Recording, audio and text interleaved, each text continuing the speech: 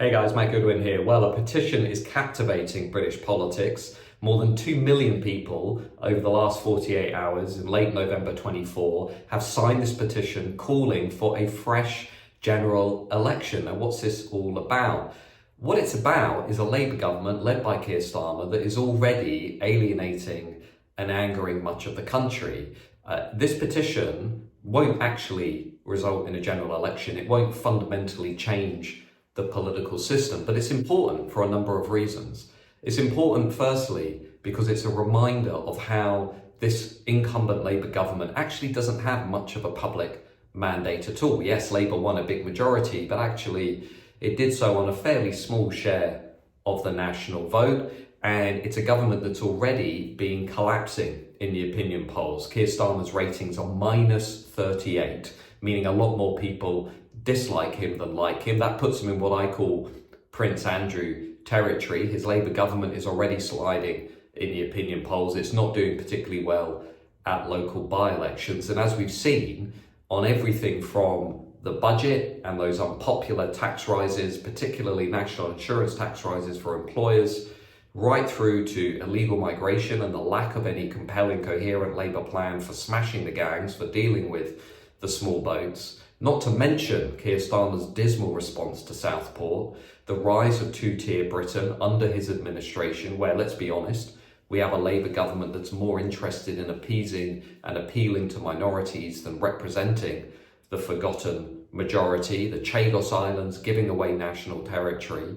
All of these things, I think, only a few months on from winning the general election in July, symbolise and reflect a Labour government that is really out of step with the rest of the country. Now remember, when Labour were elected in July, a lot of elite commentators said, well, look at Britain, we're the outlier, we're going left while everybody else is going right, aren't we wonderful? You know, there's another way of seeing this, which is that actually the 2024 general election was a punishment election. It was a punishment election for the Tories, for the Conservatives. There was never any mass public enthusiasm for this Labour government. There was certainly no mass public support for the extreme policies Labour has since been pursuing. You know, mass migration. I would argue mass immigration is an extreme public policy. Overturning the Free Speech Act in the universities, this Labour government has shown itself to be completely uncommitted, opposed even, to free speech in our society. Labour's Yvette Cooper has said she's going to make it easier to record non-crime hate incidents. So the Orwellian dystopia that we've become used to is now most likely going to accelerate. Not to mention the fact that we've seen Labour press the pedal down on the culture war, continuing to mainstream all these wacky, radical, woke ideologies like gender ideology, critical race theory, saying we should apologise for our past and our history, with everybody from Looney Lammy to Keir Starmer rushing to pledge their allegiance to this radical progressivism, this social justice, nonsensical ideology. And that's left millions of ordinary people feeling utterly frustrated. And the interesting thing about this realignment to me is if you look at the map of this realignment, of where people are signing this petition, it is that political realignment. The largest number of signatures so far, just as we've reached 2 million, I'm just going to read you the top seats. You've got places like Castle Point, you've got places like Raleigh and Wickford, you've got places like Clacton, Louth and Horncastle, places in the northeast, Essex, Kent.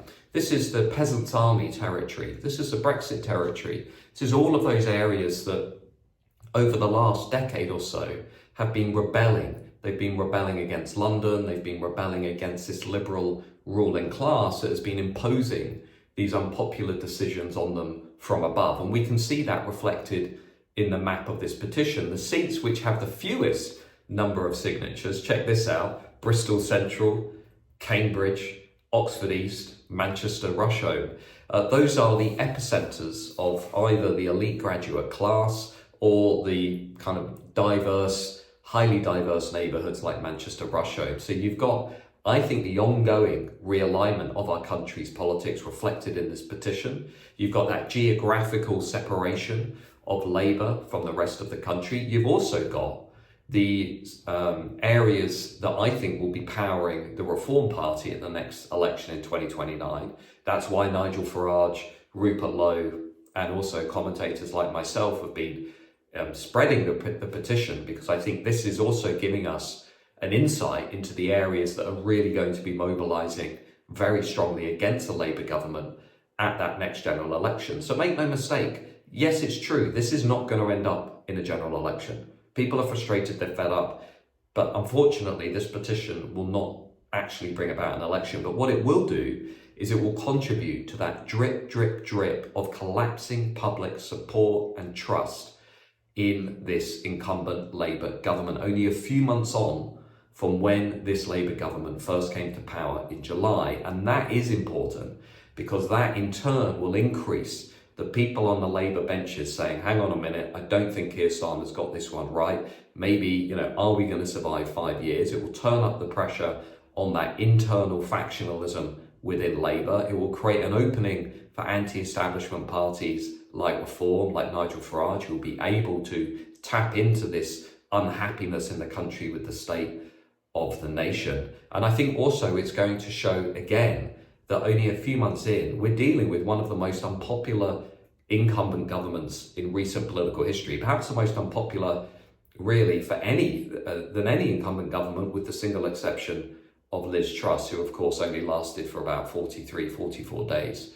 So Keir Starmer's in trouble. And off the back of this, lastly, we're going into those county council elections in the spring, and then we're going in rapidly to those elections in Wales in 2026.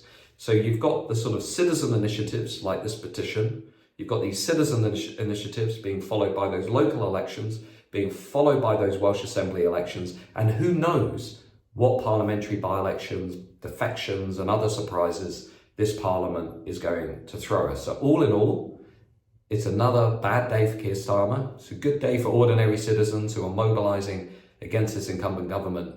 And I think watch this space, because I suspect this petition is going to get a lot bigger before it ends. Join us at mattgoodwin.org, nearly 63,000 like-minded people, all reading the emails every day, getting the fresh content. We've got some great stuff coming up, and I will see you soon. Don't forget to hit like and subscribe. Bye-bye.